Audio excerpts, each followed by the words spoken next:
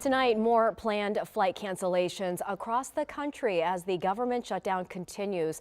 The reduction in air traffic now at 6%. John Duran is at Reagan National Airport tonight, where things look calmer than over the weekend, but still some cancellations today, and not to mention those delays, John. Annie, according to FlightAware, which I checked only a couple of minutes ago, there's 42 cancellations here at Reagan National today, and 59 cancellations combined between BWI and Dulles today.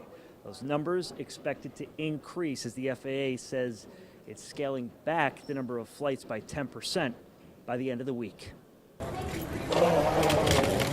Tuesday's travel was much more tame. There's tons of people attended. This was a zoo. Valeria Marino was here over the weekend, one of many who didn't reach their destination. I'm fortunate my flight was delayed, 4 times. So I was here for 9 hours, and it took 2 hours to rebook everything. Trying to get to Ecuador for her father's birthday this weekend. Trying again today, so I checked in. Everybody's been very nice. I understand the airlines, they have to adapt to the situation, which is not a very good one.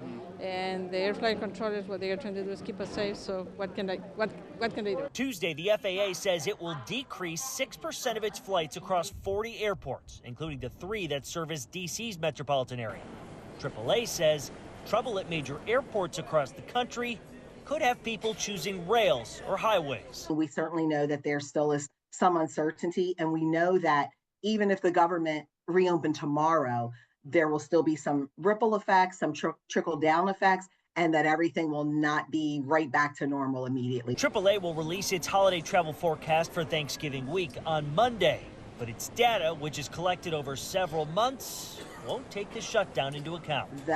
Those numbers may, in fact, obviously fluctuate. We won't have a clear or an accurate view of how close we were until later next year when we actually sort of compare the forecast to what actually happened. In the weeks ahead, travelers like Marino are crossing their fingers they'll make it to their final destination. We'll see. We'll see. Hopefully.